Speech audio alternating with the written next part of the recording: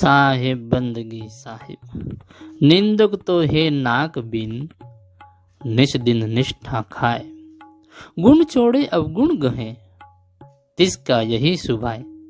सदगुरु कबीर साहेब कहे, निंदक तो नाक वगरनो छे, निंदक तो नाक वगरनो छे, हमेशा निष्ठा खाय छे, गुण छोड़ीने अवगुण ग्रहण करवा तेज तेनो स्वभाव छे। साहेब कहे छे, निंदक ने तो नकटोक साहेब कहे छे, निंदक ने नकटो कहे छे, निंदक नाक वगरनो नटको। नकटो होवाथी तेने पोतानी मान प्रतिष्ठानो कई ख्याल रहतो नथी, पोतानी मान प्रतिष्ठानो कोई ख्याल रहतो नथी। वળી नाक नहीं होवाथी तेनी गंध पारखवानी शक्ति नष्ट थई गई। तेने विष्टा दुर्गंध पण खबर पड़ती नथी। सदगुरु कबीर साहेब कहे छे कि आवो माणस रोज निष्ठा, आवो माणस रोज विष्ठा मळ खाय छे, कारण के ते माणस ना गुण छोड़ीने अवगुणो ग्रहण करे छे। माणसना गुण छोड़ीने अवगुणो ग्रहण करे छे अने लोकोना अवगुणो शोधवा पाछळ ज ते जीवे छे। जेम डुक्कर भूंड होय ए हमेशा मळ शोधतो फरे छे અને તે મળ ખાય છે, તેમ આવો નિંદક માણસ પણ લોકોની અવગુણ રૂપી વિષ્ઠા ખાય છે।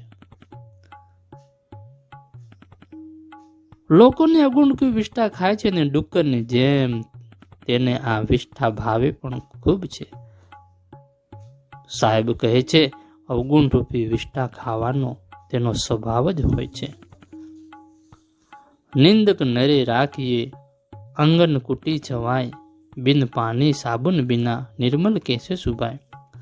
सदगुरु कबीर साहेब कहे छे कि अति नजीक राखवो जोईए, निंदक ने अति नजीक राखवो जोईए, तेने पोताना आंगणामां कुटीर बनावीने राखवो जोईए निंदक ने, कारण के पाणी वगर तथा साबु वगर लोको निर्मल करवानो स्वभाव धरावे छे आ निंदक।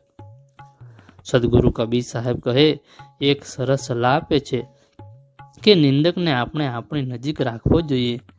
એટલું જ નહીં પણ તેને નાની કુટી બનાવી આપવી પડે, તેને રહેવાની વ્યવસ્થા કરી આપી આપણા આંગણામાં નિવાસ કરાવવો જોઈએ, કારણ કે તે વગર પાણીએ અને વગર સાબુએ આપણા દુર્ગુણો રૂપી મેલને ધોઈને આપણે નિર્મલ કરશે, 100% નિર્મલ કરશે, નિર્દોષ કરશે। આમ આપણા રોજના દોષો વગર મહેનતે ધોઈ જશે। આમ નિંદકના નિંદા કરવાના સ્વભાવને, નિંદકને નિંદા કરવાના સ્વભાવને આપણે વિધેયતાત્મક દૃષ્ટિકોણથી જોઈએ તો નિંદકની નિંદાથી આપણને ફાયદો જ થાય છે।